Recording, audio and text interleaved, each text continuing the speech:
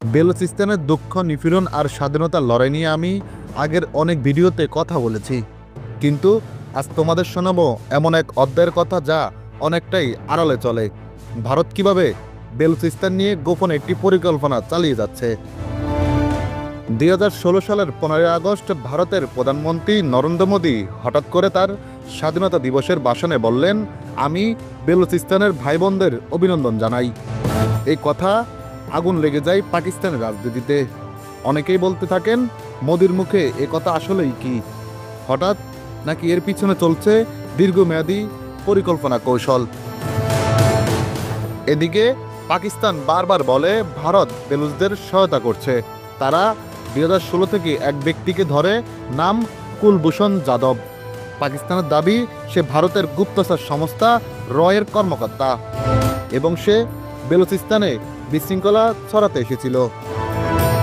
ভারত বলে সে অপহৃত হয় ইরান থেকে, কিন্তু সত্যটা আসলে কি সেটা এখন প্রশ্ন।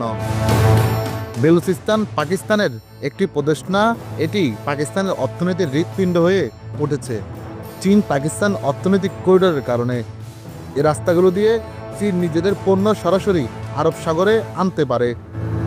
গাওদার বন্দরকে ঘিরে তৈরি হয়েছে নতুন শহর, নতুন ঘাঁটি। আর এখানেই ভারতের অস্বস্তি, কারণ এই করিডোর যদি সফল হয়, পাকিস্তান ও চীনের শক্তি অনেকেই বেড়ে যাবে। তাই বিশ্লেষকরা বলছেন, ভারত চাই বেলুচিস্তানে অস্থিরতা থাকুক, যাতে পাকিস্তান তার ভিতরে ব্যস্ত থাকে আর এই বড় বড় প্রকল্পগুলো ব্যর্থ হয়। ভারতের পক্ষে কোনো অস্ত্র সরবরাহের প্রমাণ নেই, কিন্তু রাজনৈতিক সমর্থন, আন্তর্জাতিক চাপে ফেলা আর প্রচারের সহায়তা, এই কাজগুলো ভারত করছে বলেই পাকিস্তান দাবি করছে। তাহলে প্রশ্ন উঠে যায়, বেলুচিস্তান কি দক্ষিণ এশিয়ার নতুন সংঘর্ষের মঞ্চ, আর ভারতকে গোপনে সেই নাটকের বড় অভিনেতা? সত্যের কাছাকাছি যেতে চাইলে চোখ রাখো পরের ভিডিওতে। লাইক, শেয়ার আর সাবস্ক্রাইব করো, কারণ সত্য চাপা পড়ে থাকতে পারে, কিন্তু আলো একদিন ঠিকই বেরিয়ে আসবে।